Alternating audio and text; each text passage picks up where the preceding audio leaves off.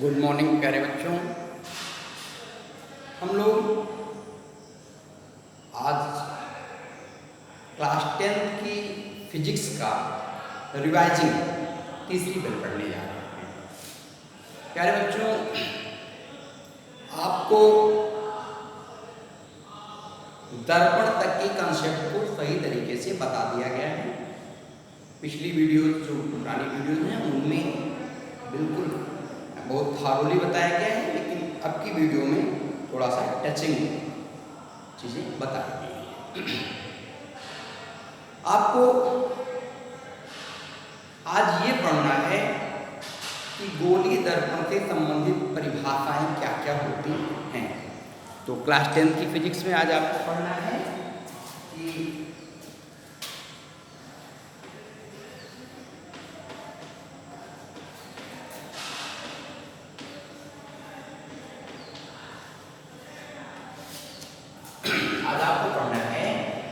गोलीय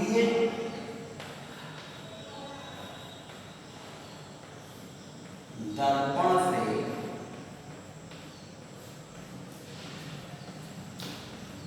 संबंधित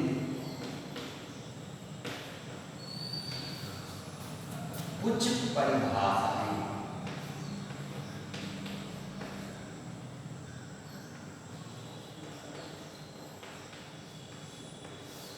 अब गोलीय दर्पण से संबंधित कुछ परिभाषाएं क्या क्या हैं, कैसे हैं। तो कल आपको 8 चीजें बता दी गई थी कि गोलीय दर्पण से संबंधित कुल परिभाषाएं कितनी हैं, 8 हैं।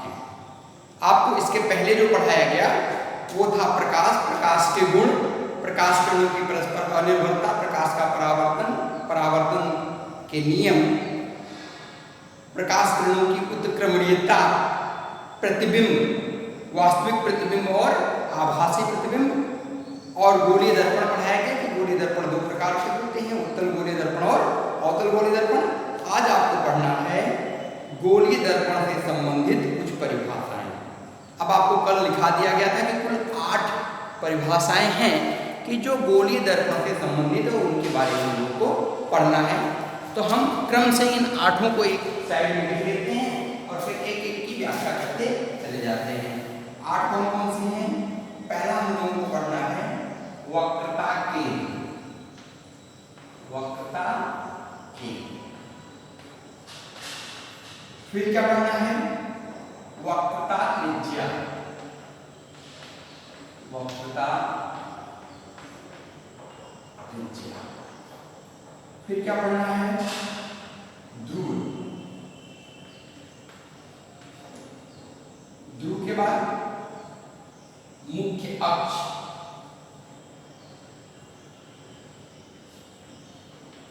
मुख्य अक्ष।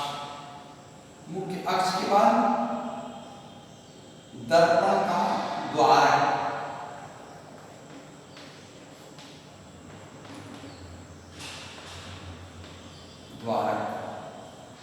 दर्पण के द्वारक के बाद मुख्य फोकस।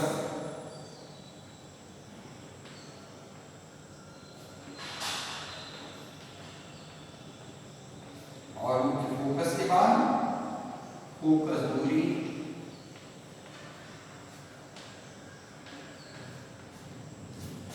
और अंतिम पढ़ना है फोकस तल।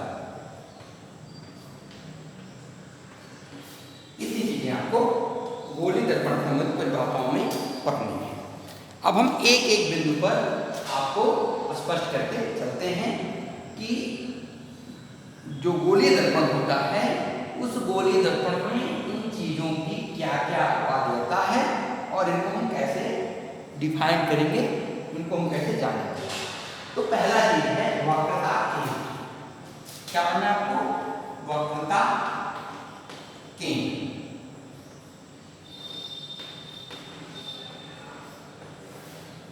ठीक है। वक्रता केंद्र क्या होता है? Centre of curvature. Centre of curvature क्या होता है कि उस गोले का केंद्र या कांच के उस खोखले गोले का केंद्र, कांच के उस खोखले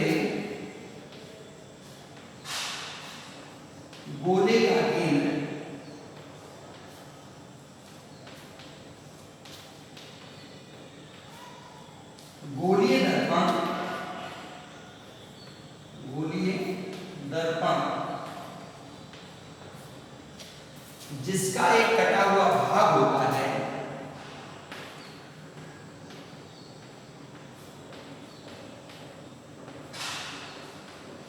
कटा हुआ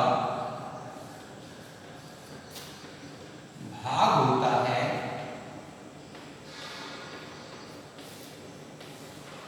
क्या कहलाता है? कटा हुआ भाग होता है, दर्पण का वक्रता केंद्र होता है। दर्पण का वक्रता केंद्र कहलाता है।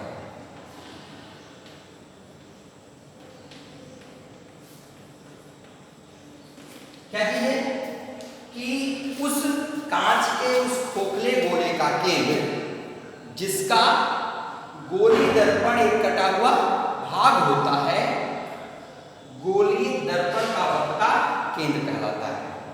अब आती है बात की वक्रता केंद्र को चित्र से कैसे हम स्पष्ट करेंगे।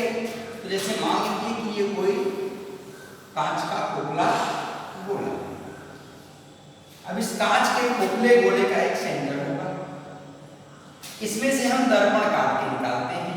जब दर्पण काट के निकालते हैं तो यहां से काटते हैं और यहां से काटते हैं, ऐसे।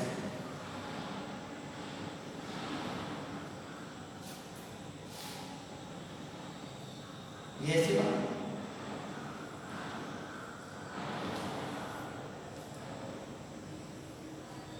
अब क्या करेंगे, मान लीजिए इसको अंदर से कलई कर दिया गया दबे हुए तल को,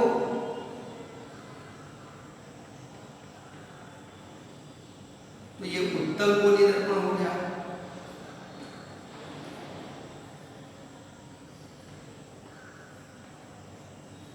और अगर इसके इस तल को कलई कर दिया गया,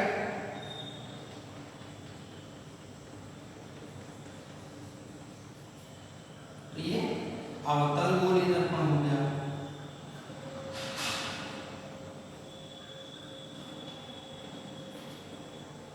अब क्या करना है कि जब ये उत्तल गोली दर्पण हो गया और एक अवतल गोली दर्पण हो गया, तो क्या करना है कि ये जो सेंटर है, यही सेंटर अगर हम इसको मिटा दें तो इन दोनों गोली दर्पणों का वक्रता केंद्र कहलाएगा।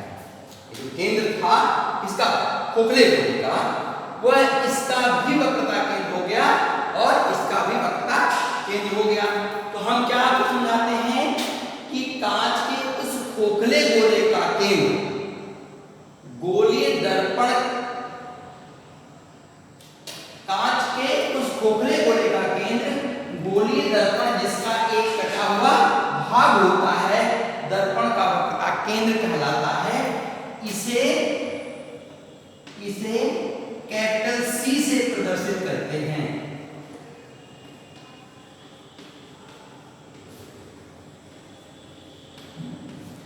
क्या कहते हैं इसको? कैपिटल सी से प्रदर्शित करते हैं। तो उस खोखले गोले का केंद्र की दर्पण जिसका कटा हुआ एक भाग होता है, गोलीय दर्पण का वक्रता केंद्र कहलाता है। किसी को कोई संशय नहीं होना चाहिए। ये पूरा हमने पूरा गोला बनाया था, खोखले गोले से दो दर्पण हमने काट लिए, उनको कलई कर दिया, कलई करने के आधार पर एक उत्तल गोली दर्पण हो गया, एक अवतल गोली दर्पण हो गया। ये जो गोले का केंद्र है, इसका भी वक्रता केंद्र और इसका भी वक्रता केंद्र हम सी से दर्शाते हैं। ओके, दूसरा टॉपिक आता है वक्रता त्रिज्या। क्या चीज? वक्रता त्रिज्या।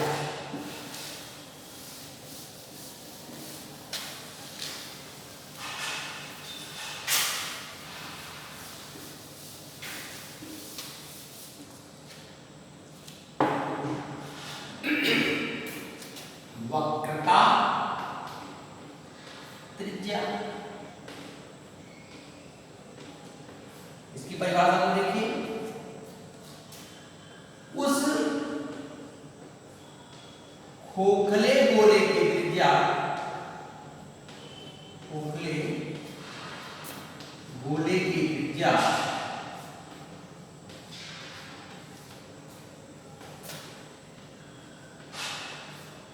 दर्पण जिसका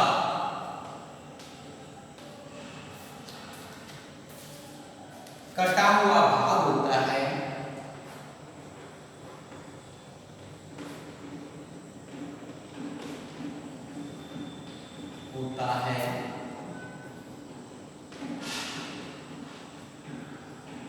गोलीय दर्पण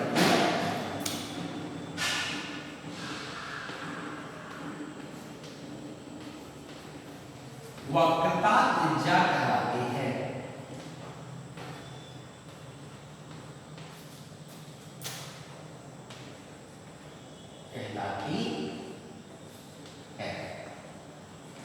क्या करना है कि उस खोखले गोले की त्रिज्या कि जिसका दर्पण एक कटा हुआ भाग होता है, दर्पण की वक्रता त्रिज्या कहलाती है।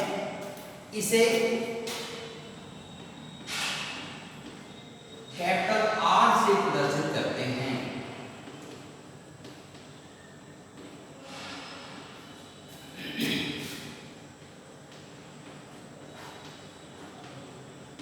इसे कैपिटल आर से प्रदर्शित करते हैं। अब देखिए, अगर हम देखें तो ये इसकी त्रिज्याएं हैं,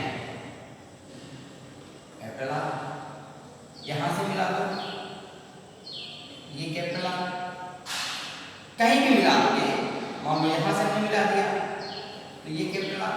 तो क्या हुआ कि उस खोखले गोले की त्रिज्या कि जिसका दर्पण एक कटा हुआ भाग होता है, उस खोखले गोले की त्रिज्या जिसका गोलीय दर्पण एक कटा हुआ भाग होता है, गोलीय दर्पण की वक्रता त्रिज्या कहलाती है। ओके, अगला टॉपिक आपका है, इसको कैपिटल आर से प्रदर्शित करते हैं। कोई पूछेगा मात्रक क्या होता है, तो मात्रक सेंटीमीटर में लो या मीटर में लो, जो मात्रक आप कह सकते हो वो मात्रक कह सकते हो, दूरी का मात्रक कोई भी आप उपयोग कर सकते हो। अगला टॉपिक आपका है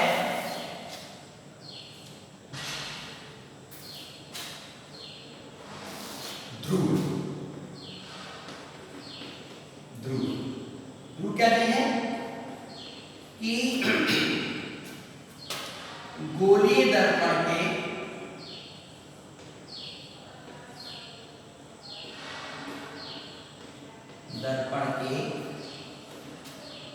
परावर्तक तल के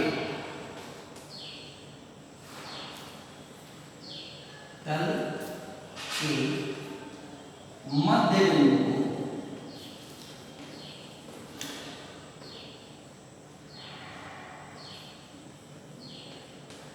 को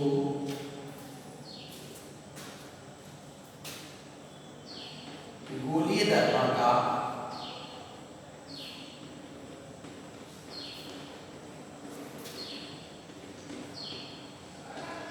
ध्रुव कहते हैं।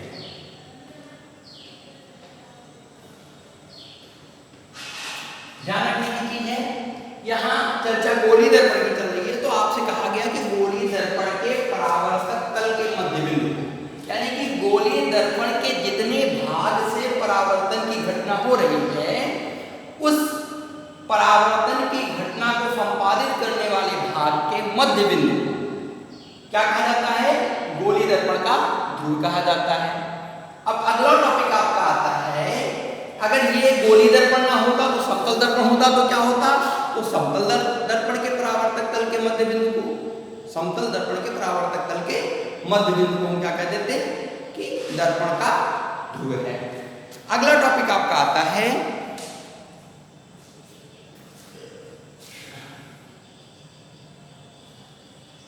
मुख्य अक्ष। अच्छा, इसको P से प्रदर्शित करते हैं, इसको P से प्रदर्शित करते हैं।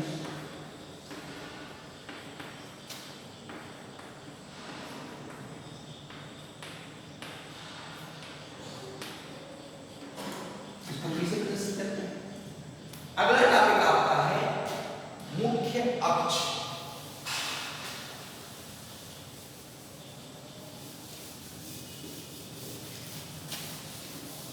चित्र के माध्यम से ध्रुव को समझ लीजिए, तो चित्र के माध्यम से ध्रुव को समझने के लिए क्या करेंगे कि एक गोलीय दर्पण ले लेंगे, उत्तल हो गया,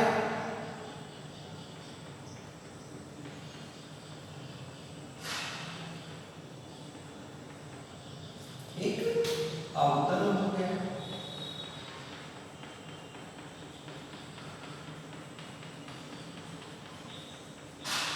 और इसका मध्य बिंदु ये हो गया, इसका मध्य बिंदु ये हो गया। तो जहां भी परावर्तक तल का मध्य बिंदु आपको प्राप्त हो उसी को आप कह लीजिए ध्रुव, और ध्रुव को आप इसे प्रदर्शित करते हैं। तो क्या कहा गया कि गोलीय दर्पण के परावर्तक तल के मध्य बिंदु को गोलीय दर्पण का ध्रुव कहते हैं।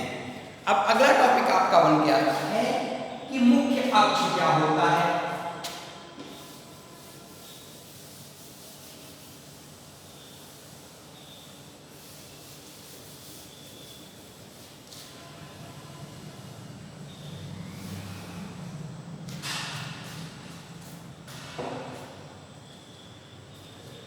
क्या आप जानना चाहते हैं? मुख्य अक्ष। मुख्य अक्ष, मुख्य अक्ष क्या होता है?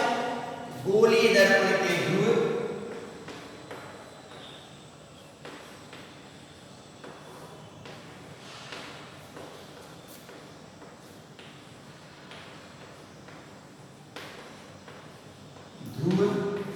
एवं वक्रता केंद्र को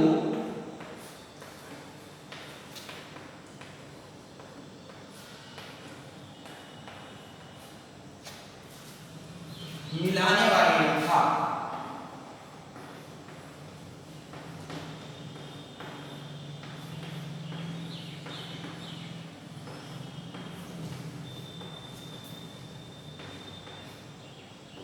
गोलीय दर्पण की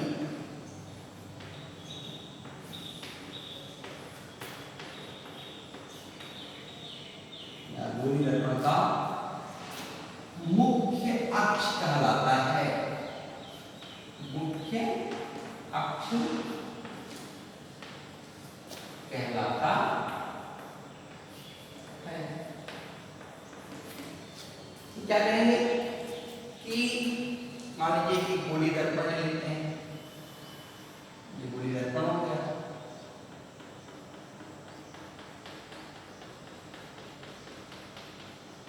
और ये गोलीय दर्पण का ध्रुव हो गया, और ये इसका वक्रता केंद्र C है। यानी PC को अगर हम मिला दें एक रेखा के द्वारा, तो जो PC को मिलाने से रेखा बनेगी वो क्या बनेगी? इसी को हम क्या कहेंगे? मुख्य अक्ष। ओके, मान लीजिए उत्तर गोलीय दर्पण है,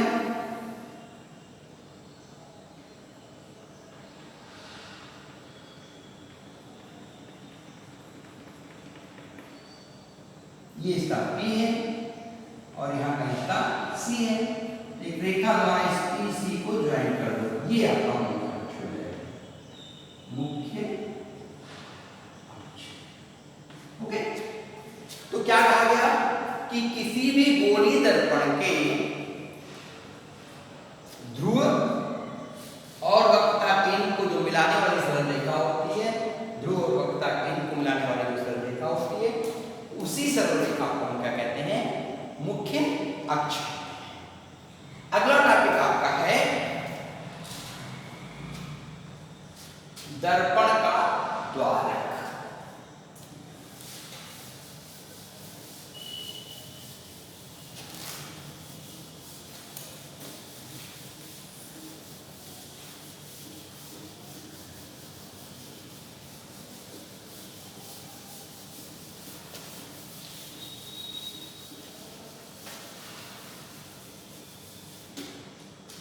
अगला टॉपिक आपका है गोलीय दर्पण का द्वारक।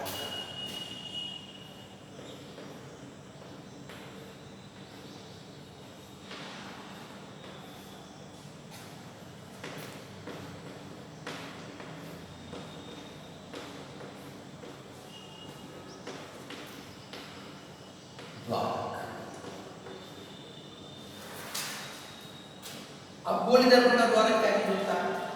तो क्या करेंगे गोलीय दर्पण के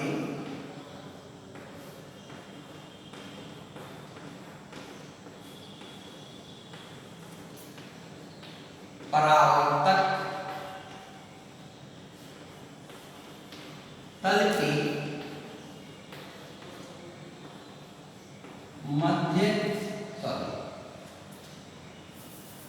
परावर्तक तल के व्यास को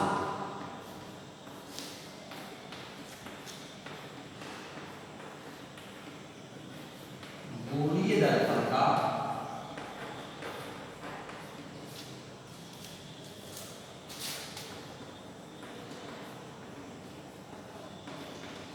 द्वारक कहते हैं।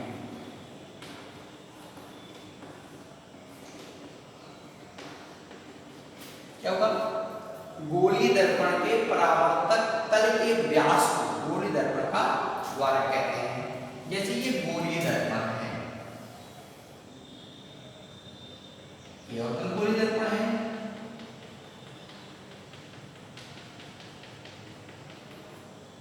और ये उत्तल गोलीय दर्पण है।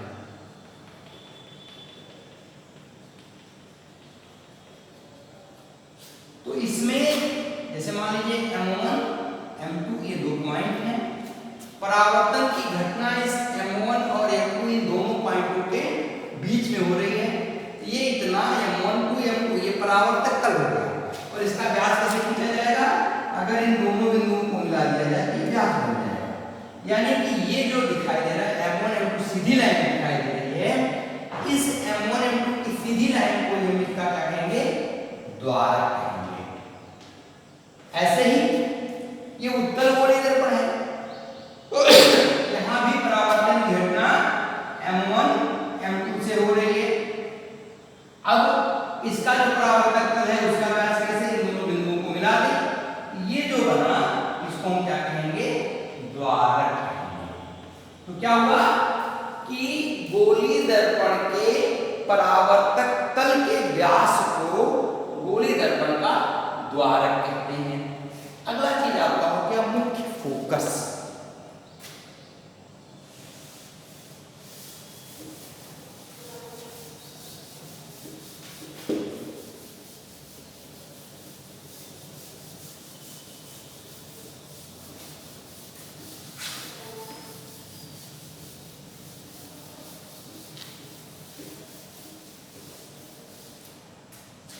अगला है मुख्य फोकस।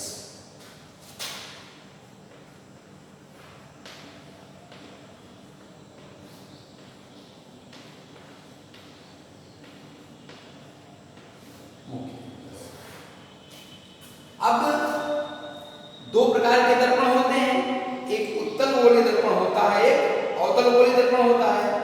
इस उत्तल और अवतल गोलीय दर्पण में मुख्य फोकस जरा समझ लीजिए। तो क्या कहेंगे कि मुख्य अक्ष के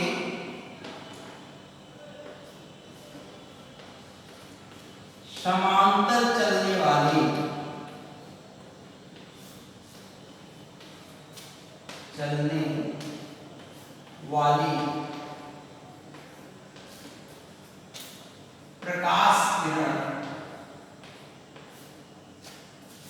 प्रकाश किरण दर्पण से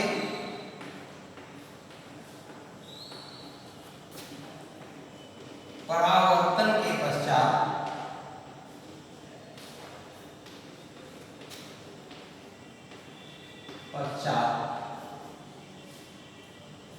मुख्य अक्ष के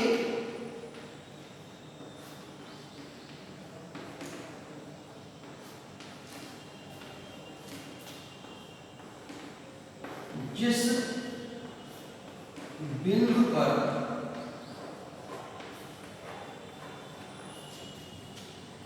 मिलती है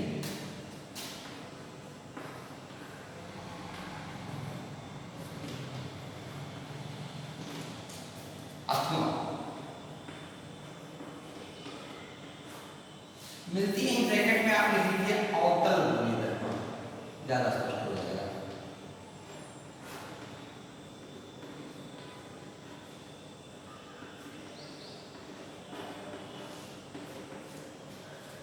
अथवा मिलती हुई प्रतीत होती है।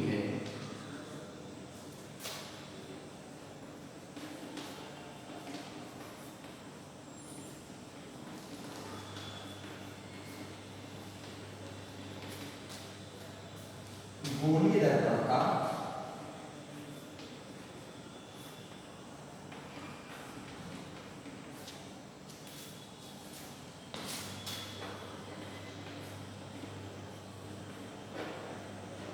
मुख्य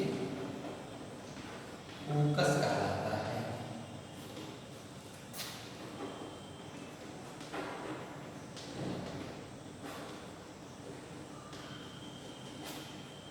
क्या किया कि मुख्य अक्ष के समानांतर चलने वाली प्रकाश की किरणें दर्पण से परावर्तन के पश्चात किरणें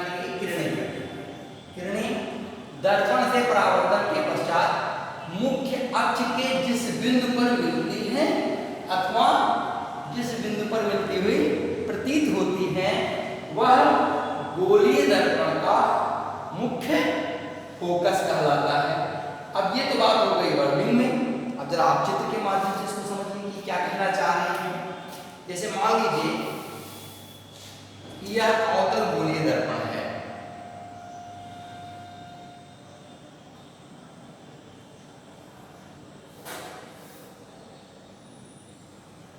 अवतल गोलीय दर्पण है, इसके एक भाग को कलई कर दिया गया।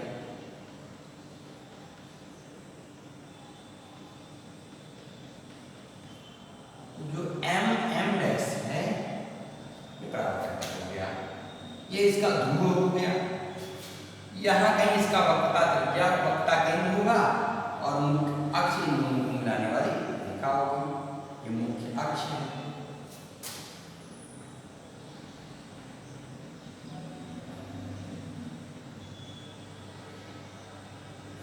अब क्या करना है, देखो ये मान लो इसका C है। अब क्या करेंगे, कुछ प्रकाश की किरणों को मुख्य अक्ष के समानांतर दर्पण पर गिराएंगे।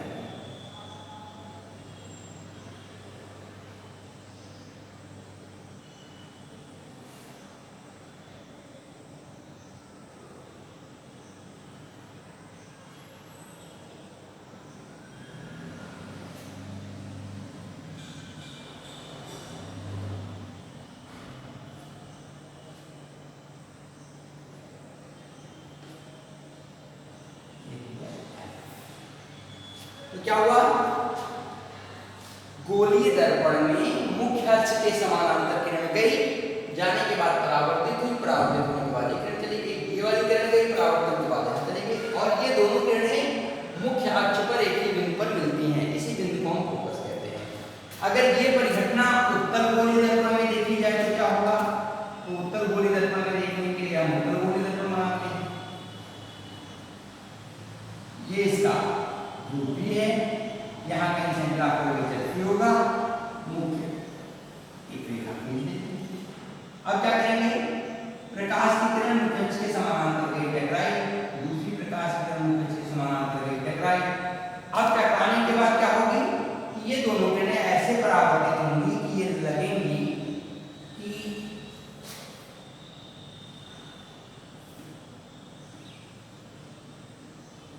यहाँ किसी बिंदु से आ रही है, ऐसे।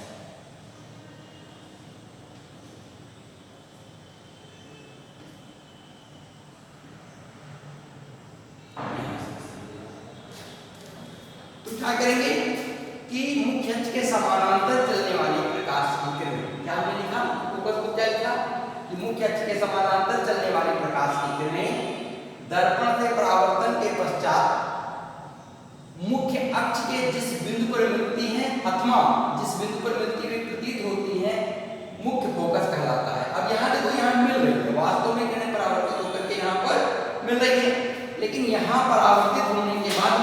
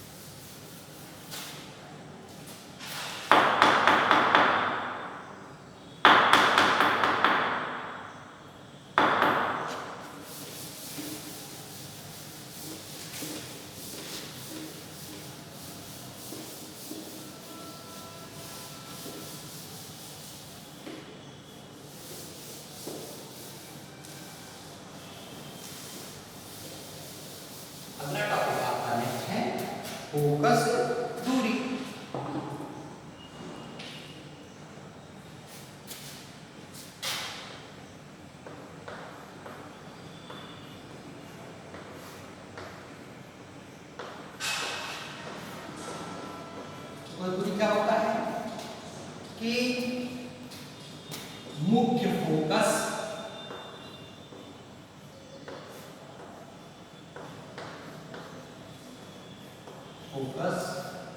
तथा मुख्य फोकस तथा ध्रुव के बीच की दूरी, ध्रुव के बीच की दूरी को दर्पण की फोकल दूरी कहते हैं।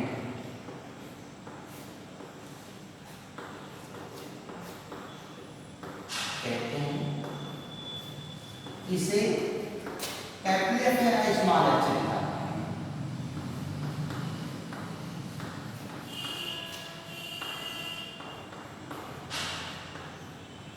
अलग अलग किताबों में अलग अलग चीजें दी गई हैं।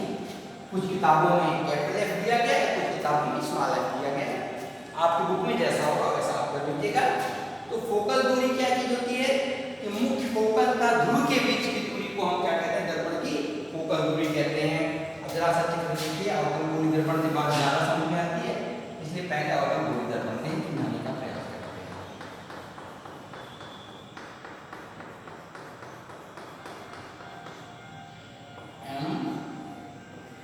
एम डैश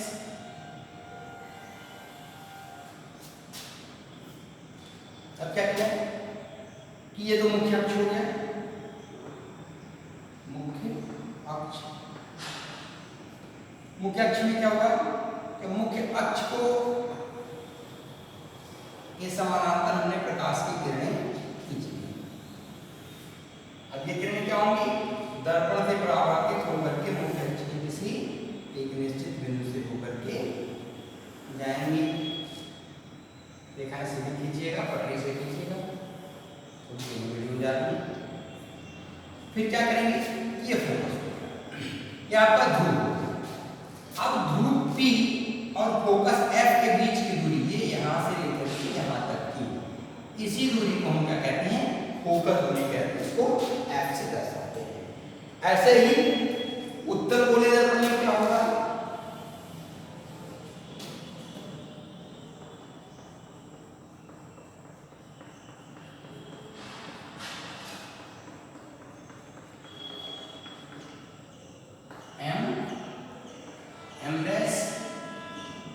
मुख्य अक्ष खींच दिया, मुख्य अक्ष के समानांतर दो किरणें गिरा दी।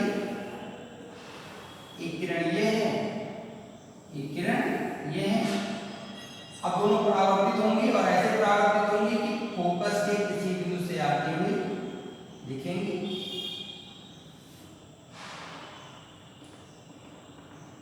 ये आपकी फोकस बिंदु F हो गया और ये ध्रुव B हो गया।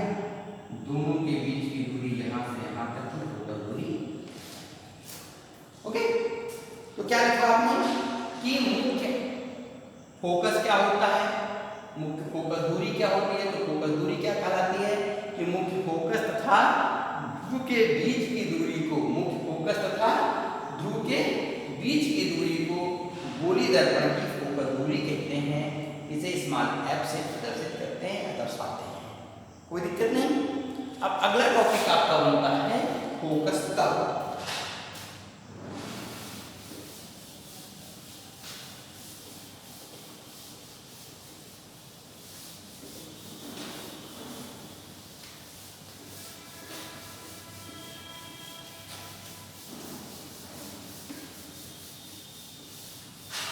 आपका अगला टॉपिक है फोकस तल।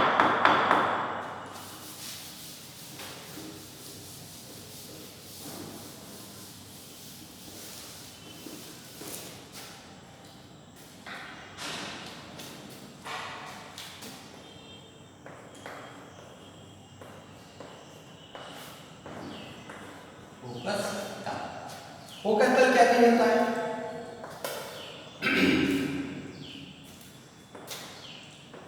फोकस बिंदु से होकर जाने वाले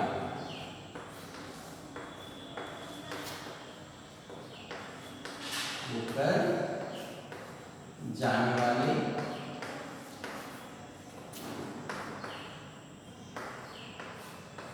तथा मुख्य अक्ष के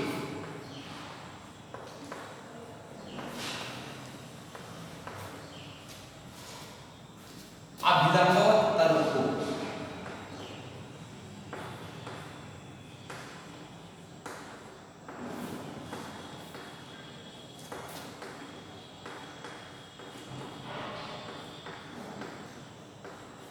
फोकस तल कहते हैं।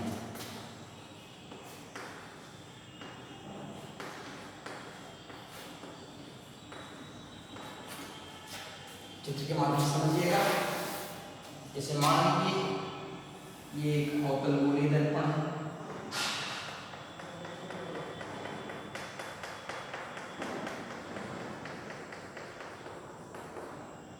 है, M डैश, उसका ध्रुव है P, ये मुख्य अक्ष है,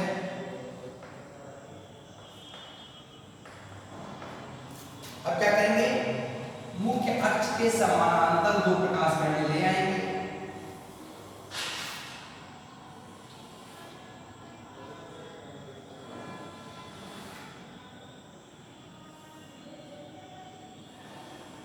ये दो प्रकाश किरणें हो गई। अब ये क्या हुआ,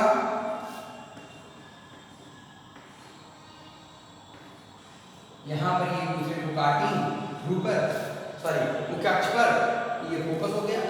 अब इस मुख्य अक्ष के अभिलंबवत हो और इस फोकस बिंदु से जाने वाला तल, इसको हम क्या कहेंगे, फोकस तल कहेंगे। जैसे ये पेज है, अब इस पेज को अगर हम यहाँ पर खड़ा करते हैं, यहाँ पर ऐसे लगाते हैं, देखिए तो पेज को लगाने के बाद यहाँ एक तल तैयार हो जा रहा है।